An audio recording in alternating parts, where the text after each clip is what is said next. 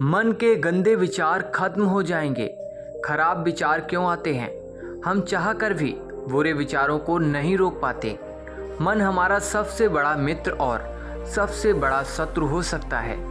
जब हम अपने मन का अनुसरण करते हैं तो यह हमें गुमराह करता है, और जब हम मन को संतुलित रखते हैं तो हम जीवन में सब कुछ प्राप्त कर सकते हैं। बुरे विचारों को रोकने की कोशिश में ये विचार और भी अधिक आ जाते हैं। जब आप किसी चीज़ से भागते हैं तो वह चीज़ आपके पीछे आती है, इसीलिए उस चीज़ से ना भागें बल्कि उस पर संतुलन बनाए रखें। एक बार एक युवक गौतम बुद्ध के पास आया और कहा, ओ बुद्ध, मेरे मन में इतनी बुरी बातें क्यों आती हैं? मैं नहीं चाहता कि बुरे विचार मेरे मन में आएं, लेकिन इंद्रिय सुख के विचार हमेशा चलते रहते हैं और इससे मैं बहुत परेशान हूँ।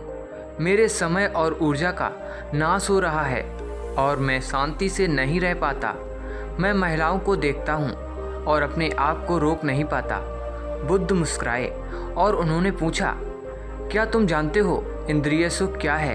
युवक ने उत्तर दिया, नहीं बुद्ध, मुझे नहीं पता कि इंद्रिय सुख क्या है, लेकिन मुझे लगता है कि यह बहुत बुरा है। बुद्ध ने कहा, पहले समझो कि जो कुछ भी तुम्हारे भीतर स्वाभाविक रूप से है वह बुरा नहीं होता। यह किसी न किसी रूप में हमारे जीवन के लिए आवश्यक है।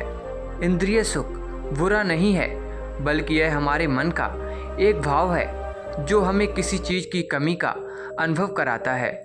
जब हम उस कमी को पूरा करने की कोशिश करते हैं तो इंद्रिय सुख उत्पन्न होता है। यह नहीं कि इंद्रिय सुख बुरा है, बल्कि यह हमारे मन की जरूरत का एक भाव है। युवक ने पूछा, बुद्ध, यह इंद्रिय सुख आता कहाँ से है और कैसे आता है? बुद्ध ने कहा, इंद्रिय सुख कहीं से नहीं आता, यह हमारे भीतर से ही होता है और इसे समझना आवश्यक है। इसी से मानव जाति आगे बढ़ती है। जब इंद्रिय सुख प्राकृतिक रूप से हमारे भीतर है तो लोग इसे गलत क्यों मानते हैं? बुद्ध ने उत्तर दिया, लोगों ने इंद्रिय सुख को गलत समझा है। वे इसे छिपाना और दबाने की कोशिश करते हैं। इंद्रिय सुख बुरा नहीं है, लेकिन इसका गलत तरीके से उपयोग करना गलत है। लोग अपनी पसंद की चीज़ों के लिए जीने लगते हैं और हर समय उन्हें सोचते रहते हैं। ये सब गलत है। बुद्ध ने कहा, क्या तुम जानते हो कि जानवर भी सेक्स करते हैं? युवक ने उत्तर दिया, हाँ बुद्ध, जानवर भी इंद्रिय सुख का अनुभव करते हैं क्योंकि वे भी अपनी जात को आगे बढ़ाते हैं। बुद्ध ने कहा, तो फिर हम जानवरों के इंद्रिय सुख को गलत क्यों नहीं मानते? युवक ने जवाब दिया, मुझे नहीं पता, महात्मा आप बताएं। बुद्ध ने समझाया, जानवर अपने इंद्रिय सुख का उपयोग केवल प्रजनन के लिए करते हैं, ना कि आनंद के लिए। प्रकृति ने जानवरों को इतनी समझ नहीं दी है कि वे इंद्रिय सुख को अपनी खुशी का आधार बना सकें, जबकि मनुष्य अपनी समझ से प्रकृति की सभी चीज़ों को अपनी खुशी के लिए उपयोग करता है।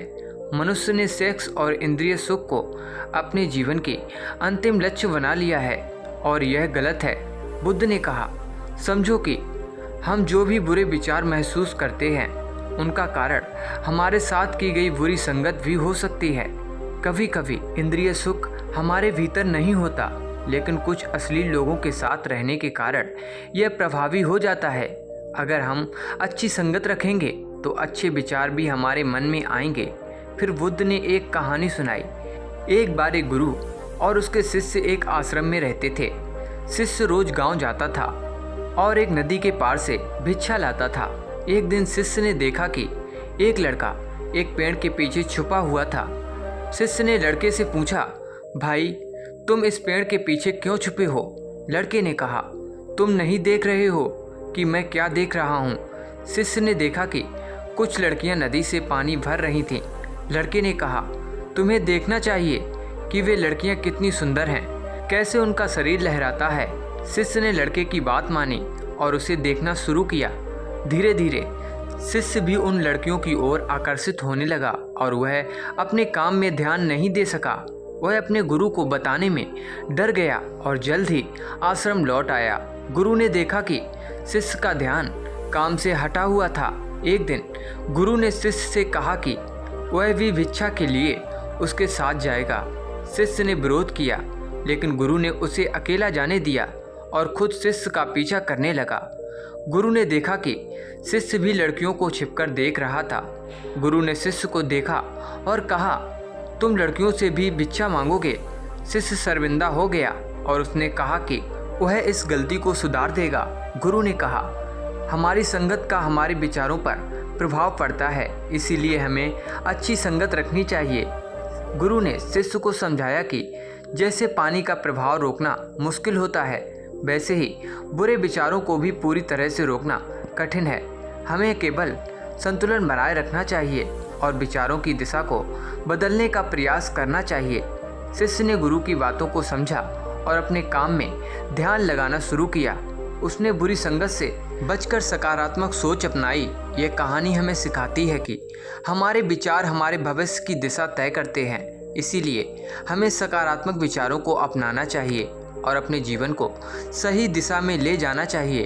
अगर आपको ये कहानी पसंद आई हो और आप ऐसे ही और प्रेरणादायक वीडियो देखना चाहते हैं तो कृपया हमारे चैनल को सब्सक्राइब करें और बेल आइकन घंटी दबाना ना भूलें। इससे आपको हमारे नए वीडियो की सूचना तुरंत मिलेगी। धन्यवाद।